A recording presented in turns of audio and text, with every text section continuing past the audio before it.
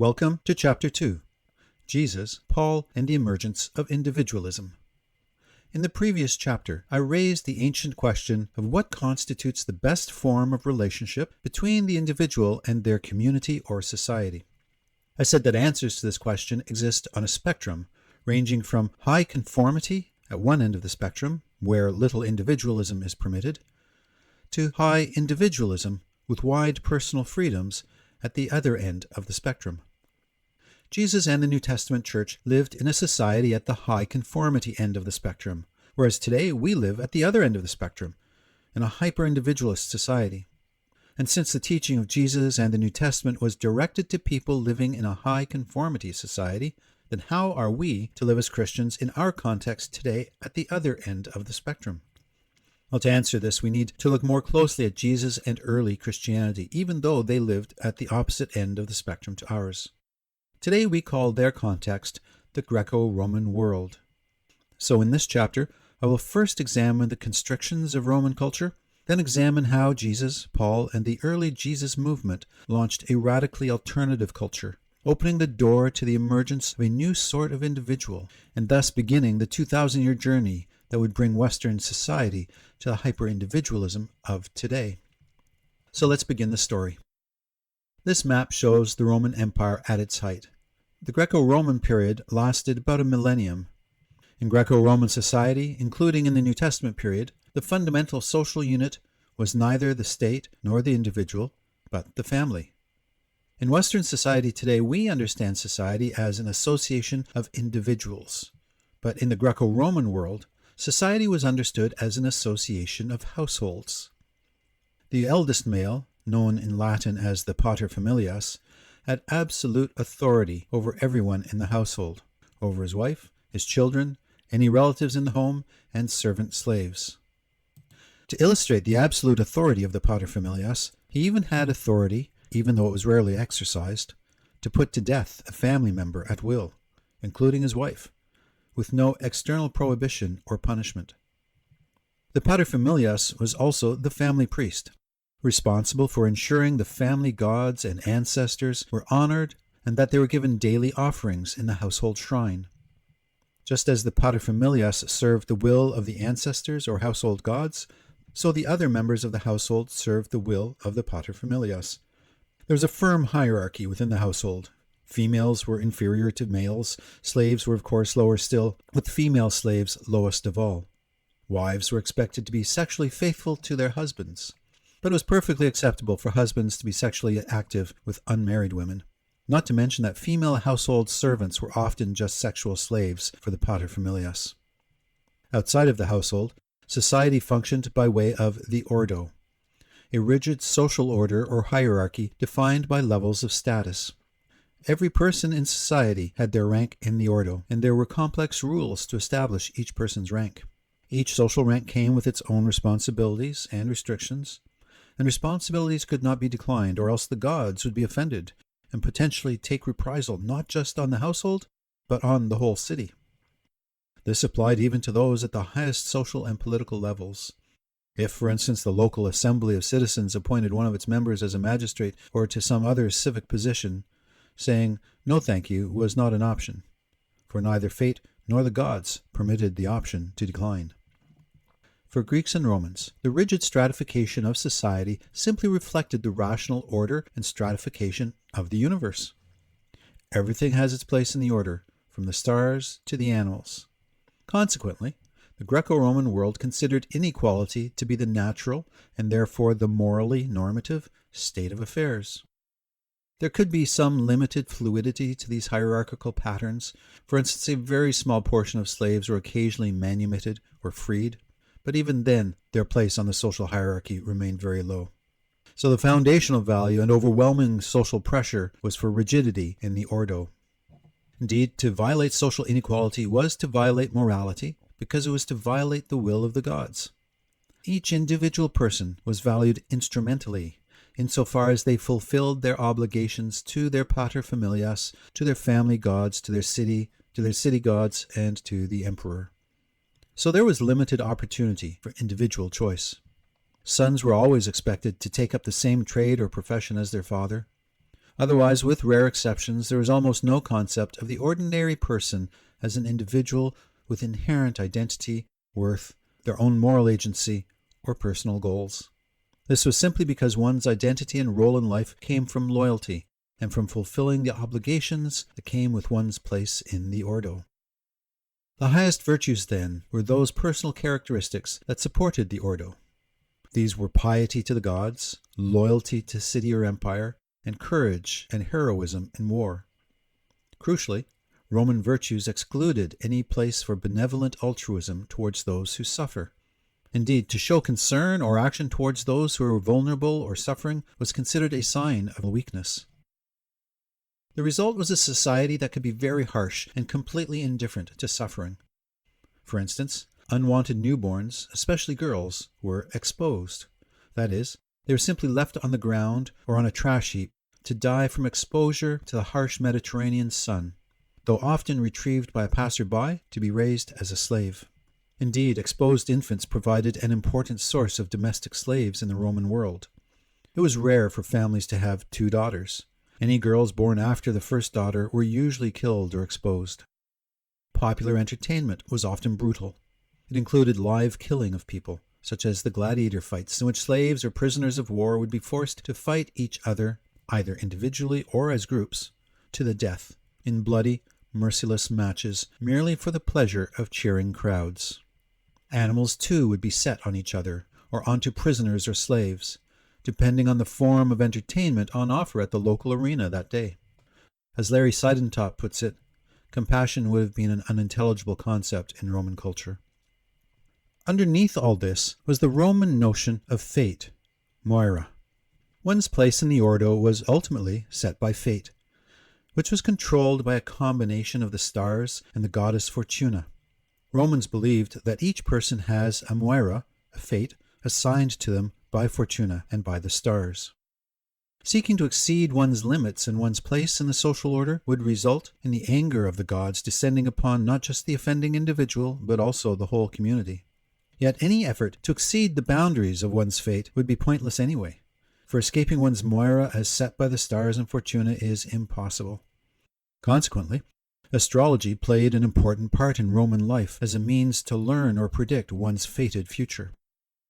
Well, from all this, it can be seen that there's a vast gulf between, on the one hand, the Roman individual, for whom conformity to the ordo is both fated and an absolute moral requirement, with very limited space for individual choices in life, and, on the other hand, the libertarian individual of our own context today, for whom our society seeks to remove as many boundaries and create as much choice as possible. The remarkable transformation of European and Western society from the highly conformist Greco-Roman end of the spectrum to its very opposite today, at the libertarian end of the spectrum, was a process that took almost 2,000 years. So how did this change come about? Well, change to the rigidity and callousness of Greco-Roman culture finally came through a radical movement which arose in the late 20s AD. This movement was initially called the Way, although later it came to be called Christianity. Regardless of its name, this movement, with its small and obscure beginnings, set in motion a tectonic shift in cultural values in the Greco-Roman world. But it is not until we understand these features of Greco-Roman culture, its foundation in a rigid social hierarchy of natural inequality, honor and loyalty, and heroism in war as its highest values, its harsh indifference to suffering, its disdain for compassion and benevolence, and its sense of surrender to fate, that we can understand why the Way would bring this tectonic shift. The Way was launched by a young itinerant rabbi or teacher named Yeshua ben Yosef, better known to us as Jesus of Nazareth. Rabbi Yeshua lived and taught under Roman occupation in the obscure eastern Roman province of Judea.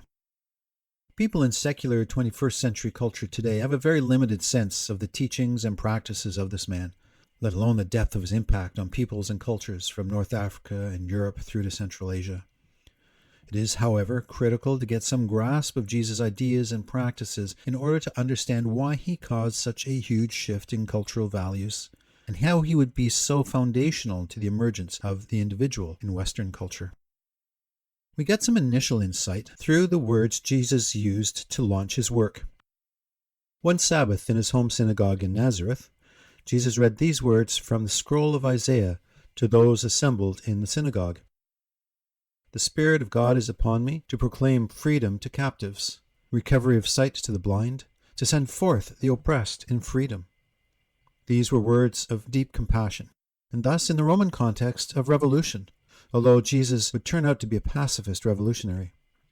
In contrast to the harshness of Greco-Roman culture with its indifference to individual suffering, Jesus is repeatedly described as having compassion on both individuals and crowds, giving encouragement and hope to those on the social margins, healing people's illnesses, providing food for their hunger, giving moral and spiritual direction, and teaching wisdom for daily life. Jesus constantly validated and advocated for those on the edges of society, for instance, by teaching that when you give a banquet, invite the poor, the disabled, the blind. This was in direct contrast to the famous Roman writer Cicero, who once wrote that he would not invite such people to eat in his house. Jesus' directive not to just give to the poor as if out of one's spare change, but to actually sell your possessions and give to the poor, sounded ludicrous to his listeners.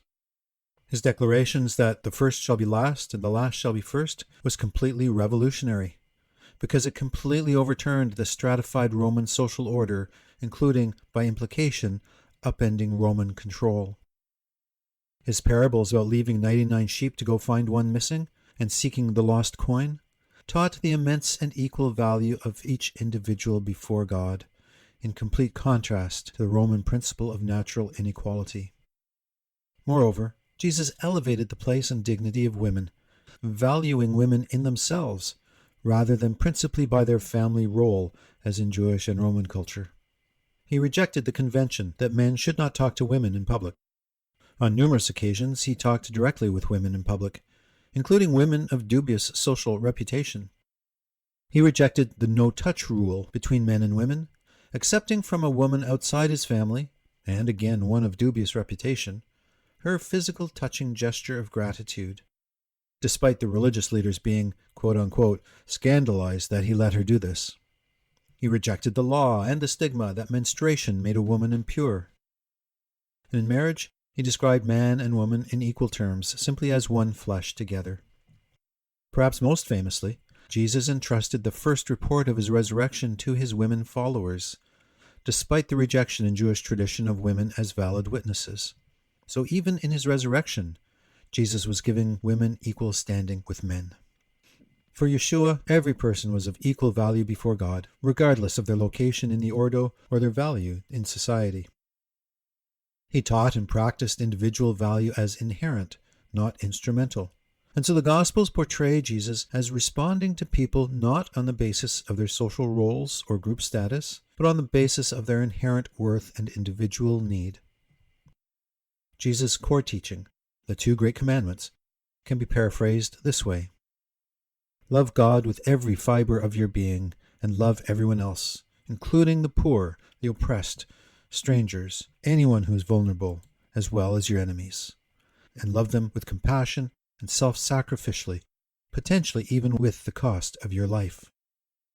In the end, Jesus' life and teaching challenged the ordo and challenged established interests beyond their breaking point, so that he was executed through a cooperative effort between the Jewish leaders who saw him as a threat to their credibility and the local Roman authorities who saw him as seditious of Roman control.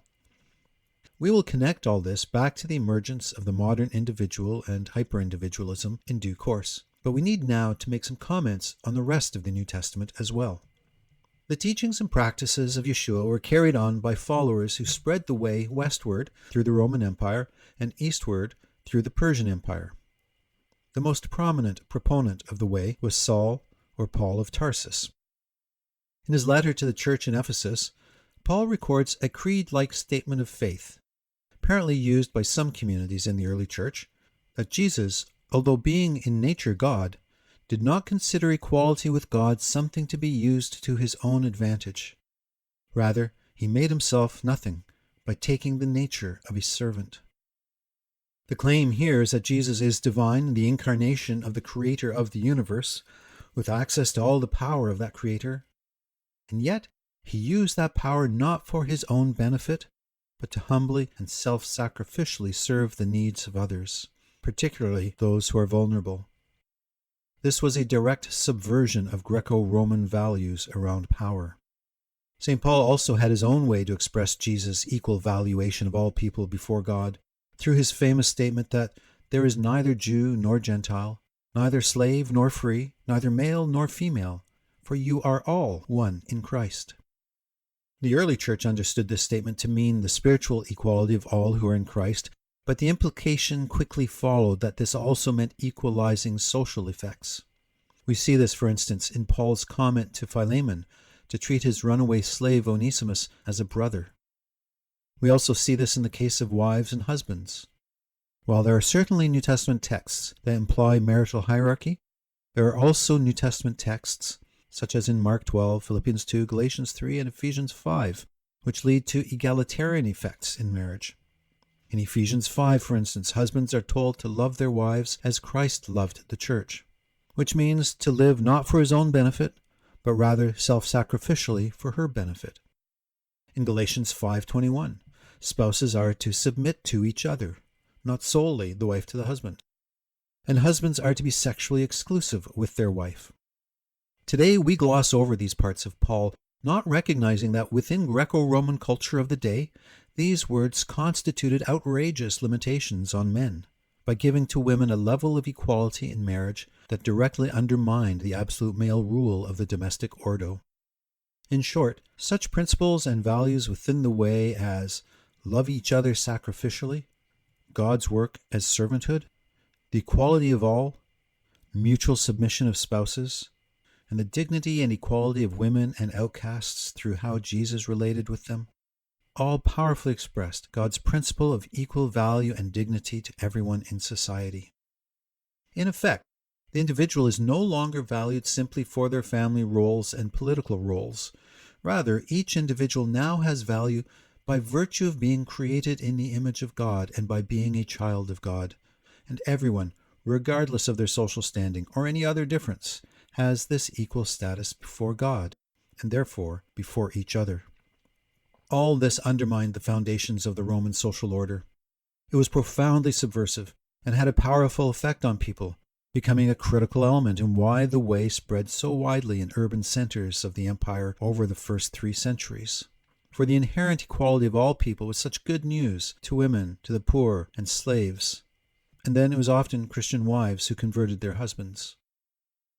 All of this constituted a dramatic overturning of Greco-Roman values, launched by Jesus, then carried forward by Paul and others, but which eventually got Jesus, Paul, and other members of the Way executed. Furthermore, on top of its message of the equal value of all, the Way formed in people a new, much expanded sense of their own agency. That is, their own ability to make choices and decisions for themselves, as well as to bring change to community or society. The suffocating pressure in Roman culture to remain in one's place in the ordo, combined with the sense that everyone's place in the ordo is destined by fate, and so nothing can be done to change it anyway, produced a highly constrained sense of one's own agency in the world. In contrast, the Way produced a much expanded sense of personal agency, particularly through 3 elements. One element was the Christian focus on repentance and conversion to Christ. Conversion meant that a person chose to reject the traditional philosophies, chose to reject the divinity of the emperor, and chose to reject the Roman gods and their sacrifices. In turn, this also meant choosing to reject much of the traditional social order, as well as rejecting military service. Now, none of this seems like a big deal to us today, but choice of any kind barely existed back in the day, especially for the hoi polloi, the 90% of the population that were peasants or slaves.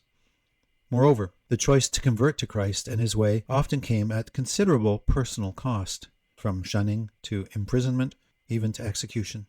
And so the cost of such choices reinforced the sense of personal agency for oneself. Second, character change for oneself. Following Christ also meant choosing to cultivate within oneself not the Roman virtues of loyalty, civic honor, and military heroism, but rather the Christian virtues of Jesus-like humility, compassion, service, and all the other virtues that are described through the New Testament. Third, The centrality of self-giving love to the Jesus way meant choosing to live and act in ways that would bring change for others, especially for vulnerable people, in face of opposing social or legal pressures.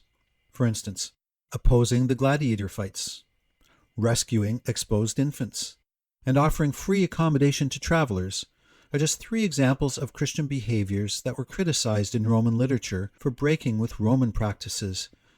But these Christian practices were to benefit vulnerable others. In effect, the way taught that people are not condemned to fate and their place in the ordo, but instead can actually choose to act for change and make a difference in the lives of people and the world. Consequently, these elements of the way broke through the paralysis of both ordo and fate, creating a sense of personal agency well beyond what was otherwise possible in Greco-Roman culture. From all this, we can now see how Christianity provided the roots for today's individualism, and humanitarianism too. Christianity's adoption from the Jewish prophets of justice for those who are poor and vulnerable, the New Testament's belief in the equal value and dignity of every individual before God, and the New Testament's breakthrough expansion of the sense of individual agency. All these together provided the foundations for what would be a circuitous journey over the next 1300 to 1600 years to the modern individual. The individual not as a bundle of responsibilities to the gods, or to the paterfamilias, or to those higher up in the social hierarchy, but rather every individual made in the image of God and thus inherently valuable in their own right, possessing their own equal dignity and agency in the world. All of this we can call the individualism of the way, and this provided the foundations for the eventual emergence of Western individualism. Yet the individualism of the Western world today is not the individualism of Yeshua and the way. To understand why not, in Part 2, when we examine resources for Christian ethics, we will see why New Testament individualism and contemporary Western individualism are not the same thing. We will see this particularly in the 2 chapters where we discuss the individual within community in the New Testament and the Sermon on the Mount. But we'll get there in due course. For now, our next 3 chapters will continue the story of how liberal individualism and today's hyper-individualism continued to emerge through the course of Western history. Finally, I have a request. I'd be grateful if you could hit the like, subscribe, and share buttons so this series has wider distribution through the YouTube algorithm. Thank you, and we'll see you in the next chapter.